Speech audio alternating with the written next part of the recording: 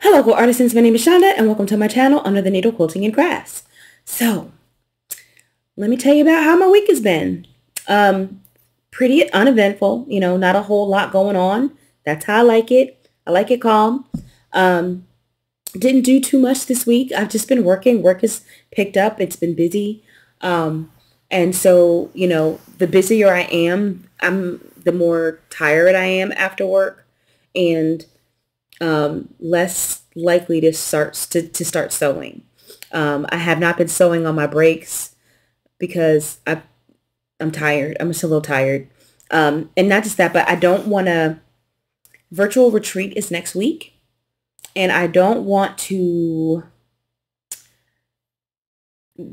be sick of sewing because virtual retreat is like a 3-day powerhouse of sewing. It's like nonstop sewing for 3 days. You do a different project every day. So day 1, you start one project. Day 2, the next project. Day 3, the next project.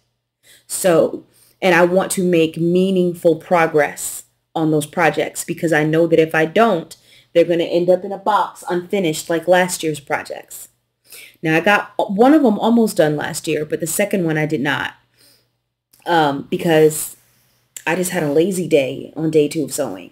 And I didn't even bother to start the third project. Okay. I didn't even bother because I knew I wasn't going to finish it and I didn't want another incomplete project. So I left it.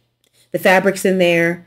The pattern's in there. So I can make it at any time.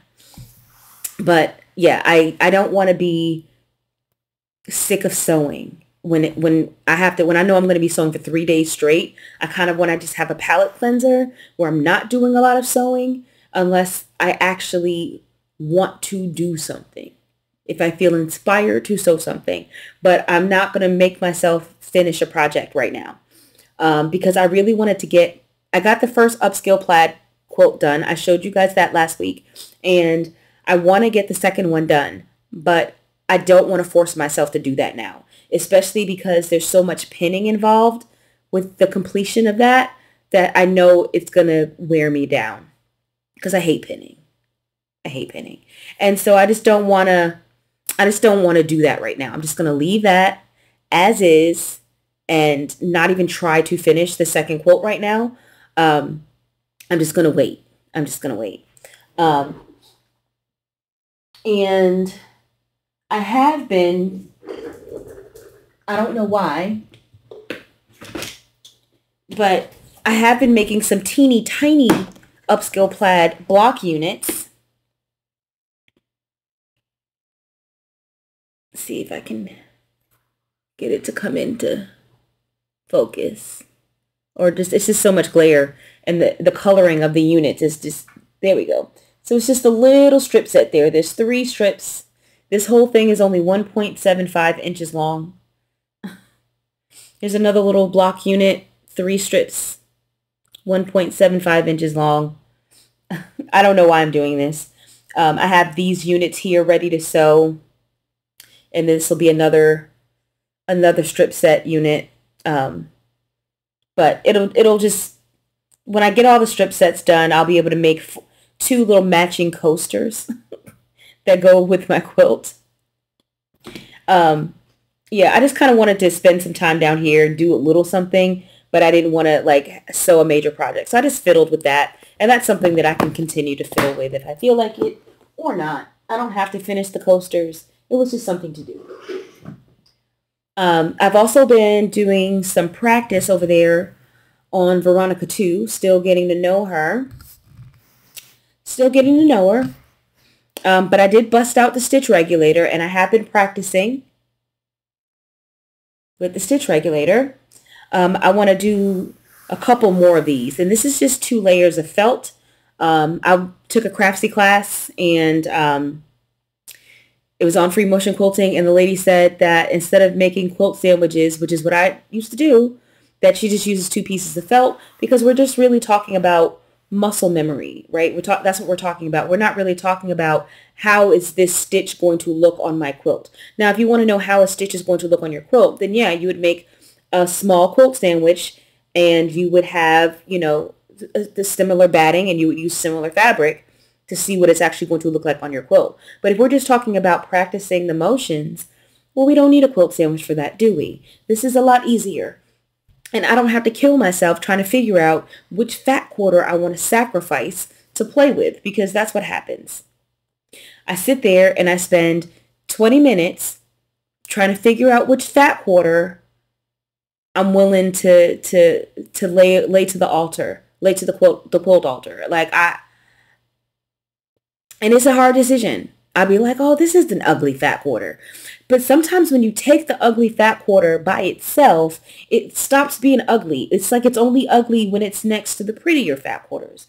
But then when you put it by itself, it's not so ugly anymore. And I just don't want to do it.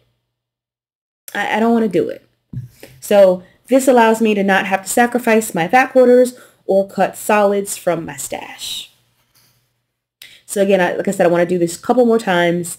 And then I want to do my first project on there. And I expect it to be this. I did sew this together because I felt inspired. And I didn't have to force myself to do it. And it was quick. But I did put together the large project from the Open Gate Quilt subscription box. If you're not getting this box, you are missing out, because these projects are gorgeous. Well, you're not missing out because you get to watch me. You get to watch me open them. So pretty. So pretty. So pretty, so pretty, so pretty. So pretty. And I backed it with some fabric that I got from Joann's, I don't know how long ago.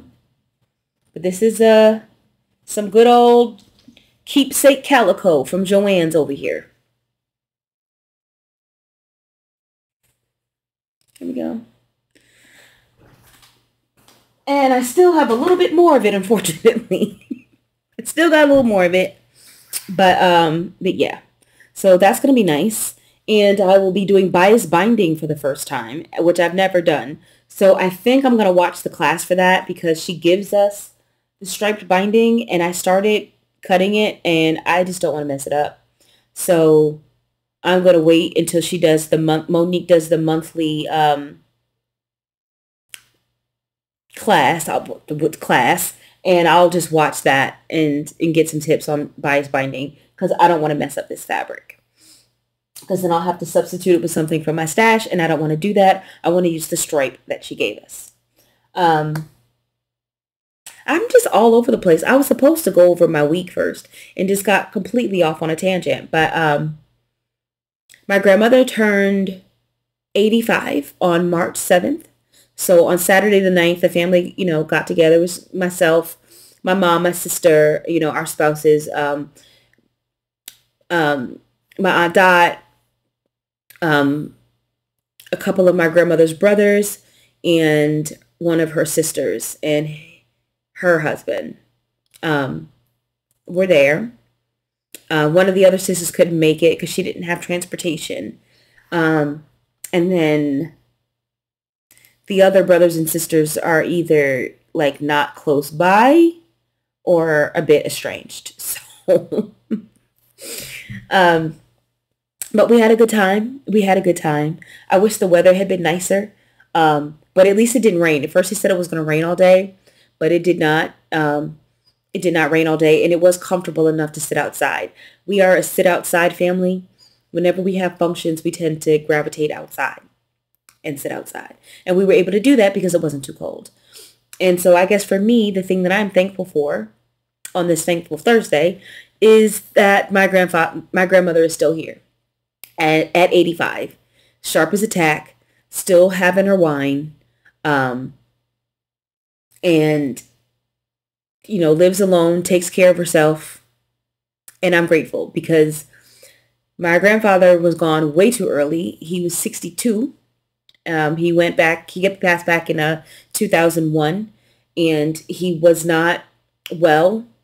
He was sick off and on the past couple of years of his life. So I am thankful that I have my grandmother. It's like he gave me extra time with her to make up for what I missed with my grandfather. At least that's how it feels. to have her still here at 85 and healthy is incredible. Um, what else? Um,